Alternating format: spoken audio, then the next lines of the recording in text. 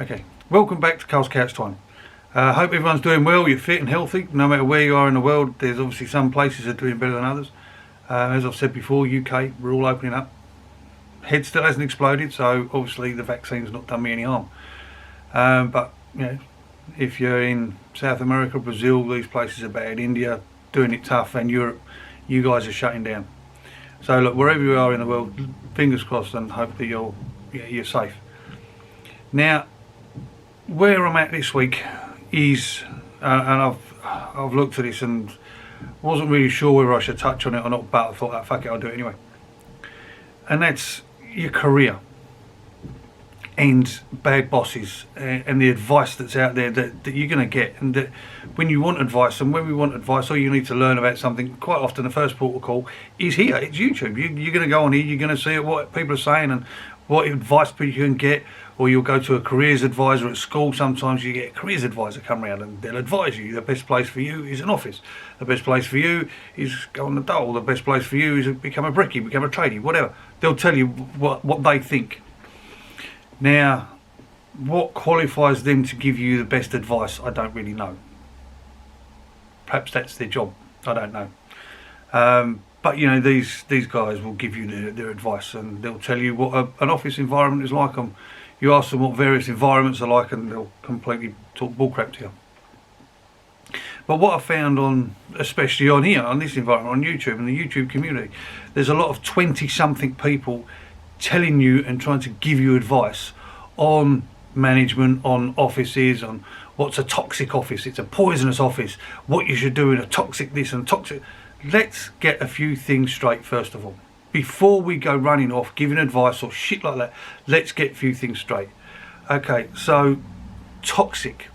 How can an office be fucking toxic? It's not. It's an office. Now, what actually is toxic? Now, I looked it up, all right? I looked up in the English dictionary, the Oxford English Dictionary, to what toxic was, right? It is a chemical or effluent, and there's a whole long list of shit. Allergens, allergic, anaphylactic shock, anaphylaxis, there's shed load of them. All right, poisonous, venomous, there's loads, but not one description there says an office. Not one in the English dictionary does it state an office is toxic. It's not. Okay, this is a toxic environment. This place will fucking kill you. If you go here, it will kill you. This is toxic. This is Chernobyl. Now, for those of you who don't know, some time ago Chernobyl was a nuclear power plant in Russia. It had a meltdown. It's fucked. You cannot live there for probably 200 years or whatever it is. Okay, not going to happen in my lifetime or yours. None of us alive today will be able to live there safely. It's a fucked environment. That's toxic. This corporate office is not toxic. It's a corporate office. It's a nice environment. As you can see, there's quite a few nice environments. Corporate offices, again, not toxic. Now, to understand a few things, who started saying toxic? I think that's probably recruitment agencies looking for business saying, look, you're working in a toxic environment. The office you're in is toxic. If you're not happy, it's toxic. Get out of there, leave. Fuck off. It's not toxic. It's a poorly managed bloody office. It's not toxic. Okay, poisonous. They're saying it's a poisonous environment. People are poison, the job's poison. It's not fucking poison. Okay? Poison, this is poison. This shit will kill you. This fucker is poisonous. Bite you, he will kill you. This is poison. This won't kill you, it will just aggravate everybody around you because it smells really bad. Okay, but so put it in perspective. Let's get a bit of perspective around this. Let's get a bit of calmness around this. Let's stop being American and exaggerating everything badly. Okay? Let's stop saying everything is poisonous, it's toxic. It's not. Office environments are not toxic, they're not poisonous. It's an office environment, okay? So you need to be careful who you're getting recruitment advice from, where you're getting career advice from. Obviously a recruiter have got a backstory to them. They've got other influences there. What they want to do is put somebody in a job so they get paid. They're not going to be telling you stay in a job for 20 years, it's not in their interest. It's a conflict of interest to tell you to stay in a job for 20 years. Because if you stay in the role that you're happy in and a place you're happy in, and you stay there, they're losing out on money. Okay, so they're going to advise you to change the job. They're going to say to you, you're working in a toxic environment, it's poisonous, you don't like this, fucking bullcrap. Okay, toxic environment, let's forget that. Poisonous environment, forget that. Okay, just touching on that, if you go to work dressed like this, that's fine, it's not a problem. If your mates open the door dressed like this, that is a fucking problem. Turn around and leave, because that is a toxic environment. Okay, that's my final word on toxic and poisonous environments. It's a fucking bullcrap. Let's not revisit that. Let's just be sensible and move forward. Okay, so that's the first bit of advice. That's your number one advice. It's not toxic. Let's stop exaggerating shit and carrying on. All right, don't listen to a 20-something trying to give you advice on your career, on what you should be doing, on how you should manage your career. Number one. Okay, so number two, bad bosses. Now, bad bosses are everywhere, no matter where you go. And look, I'm the wrong side of 50. I left school at 16. 30 years management veteran. So I've worked with some great managers. I've had some great managers. I've had some fucking atrocious ones. And I've seen some really, really bad ones. And I've seen some fantastic ones. One that sticks to mind, it was a female manager. And she actually came to work drunk. And now this is inappropriate behaviour from her, from the boss. The boss has come in the morning drunk. She'd been out till 5 in the morning partying and doing God knows what, and she's turned up for work pissed out of her brains. And you think, for fuck's sake, you've got to be set. You want to meant to set an example, and you're turning up pissed. You're turning up smashed. We had to put her in a cab, go home, sober up, come back later on when our managing director was going to be turning up for a meeting with her at 5 o'clock in the evening. So look, bad bosses are everywhere. They will intimidate you, they will tell you you're wrong in front of people, they will single you out, they will basically undermine everything you do. But do they do it to everybody, or is it you? Are they a poor manager, or are you a poor worker? This is what you need to look at, and be honest. You know, we've all got to be honest. I've done jobs where I don't fit. And you soon realise, and you think, fuck this for a game of soldiers, I'm off. I'm not going to come in here every day and be treated like a dickhead. But really, when you look back, you go, yeah, probably wasn't the best fit for me, so you leave. All right, don't stay in a job that's going to affect you, that's going to give you bad health. You're going to wake up in the morning and think, fucking Jesus, I can't be doing with this job. If I go in there, the boss is going to fuck me over and I'm going to be really pissed. I'm not going to have a good day. If you get to that point where you do not want to get out of bed in the morning and go to that job, that's when you start looking for a new job and leave. Don't fuck about, get out of there. Just leave. You know, bosses are always going to... a good boss will help and encourage you. A good boss will do everything they can to encourage you and give you credit for what you do. A bad boss won't listen to you. A bad boss will take all of your credit as his own. All of your good implementations as his own or her own. And I've seen it on both sides. And then when the shit hits the fan, they'll throw you under the bus. They'll pin it on you. They won't take responsibility for anything. And trust me, I've seen bosses who do not take responsibility or accountability for anything. They'll put it on everybody else. It's everybody else's fault. It's never their fault. Okay, no matter how big the company or how small the company, everybody can make a difference. And bosses are the ones who are meant to help you and advise you and guide your career through that company and do the best for not only for that company, do the best for you.